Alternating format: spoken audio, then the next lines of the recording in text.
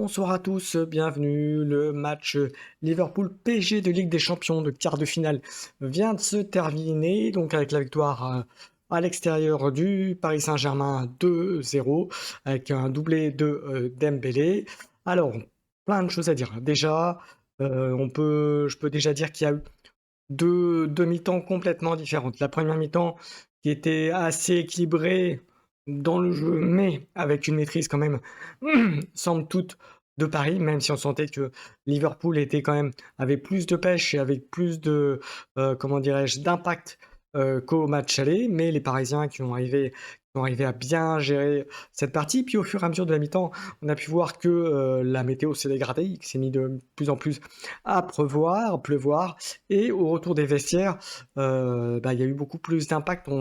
La pluie aussi était beaucoup plus gênante, la météo était capricieuse et vraiment on sentait que les joueurs étaient vraiment gênés. D'ailleurs, plus les joueurs parisiens que les joueurs de Liverpool, parce que Liverpool, de toute façon, ils n'avaient rien à perdre, donc il fallait qu'ils se mettent dedans. Paris a bien contrôlé le match, et puis il a fallu euh, cette blessure d'Ekitike qu'il y a eu en début de deuxième mi-temps, si je ne me trompe pas, ou fin de la première, je ne sais plus.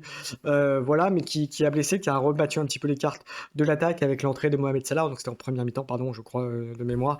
Mohamed Salah, qui a été d'ailleurs dangereux assez rapidement, qui a mis des choses. Et puis ensuite, côté blessure aussi, on a eu la blessure de Mendes, de Nuno Mendes, avec Hernandez qui est venu après. Et on a pu voir que Salah lui a mis la misère d'ailleurs une bonne partie du reste du temps de jeu, hein. En deuxième mi-temps notamment, il a mis 2-3 fois où il a mis un peu dans le droit, avec pas forcément les meilleurs choix d'Hernandez d'ailleurs. Bon, après, c'est mon avis personnel.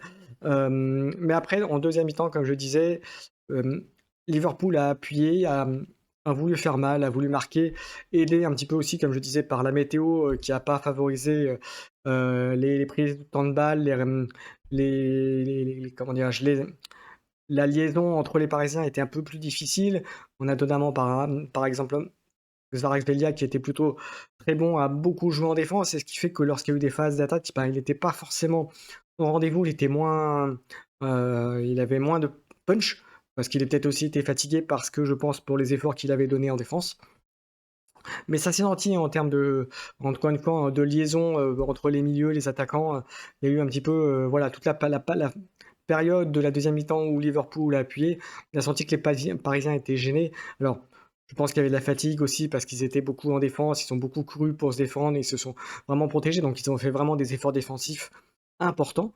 Mais ça s'est payé après sur l'attaque. Et puis, dès qu'il y a eu cette superbe attaque et ce super but de Dembélé, ça a débloqué la situation.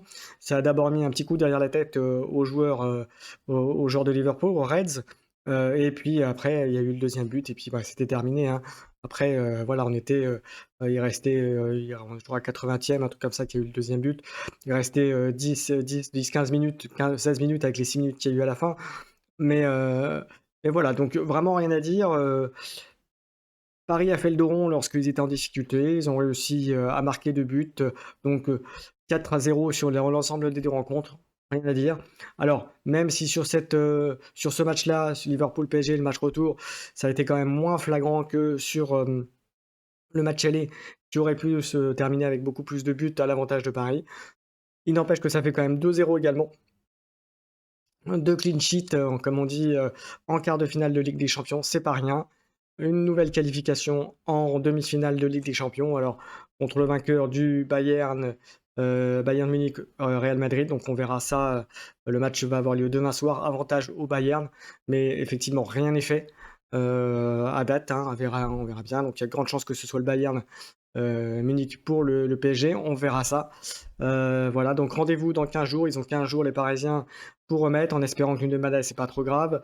Et Tikité aussi, même s'il fait partie des Reds, mais on n'oublie pas que c'est quand même un joueur français, il fait partie de l'équipe de France.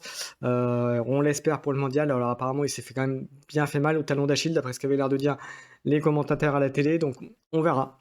On verra ce qui est. En tout cas, match qui était en aficionados et amateur du PSG, c'était un peu dur à regarder parce qu'on s'est dit, franchement, Liverpool est vraiment pas loin de marquer.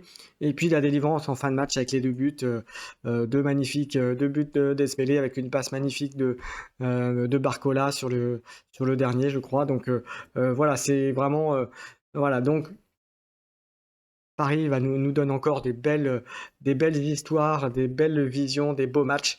Donc maintenant, il n'y a plus qu'à voir ça et on espère que ça continuera encore longtemps et notamment avec ce prochaine demi-finale qui arrivera dans 15 jours.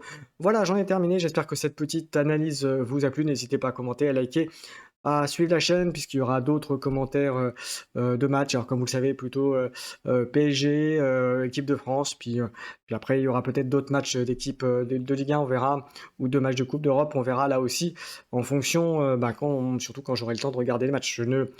Je ne fais ces petites analyses que sur les matchs que j'ai regardés en entier. Voilà, merci à tous, à très bientôt et puis amusez-vous et puis, rendez-vous, pour les prochains matchs sur la chaîne. Ciao, ciao.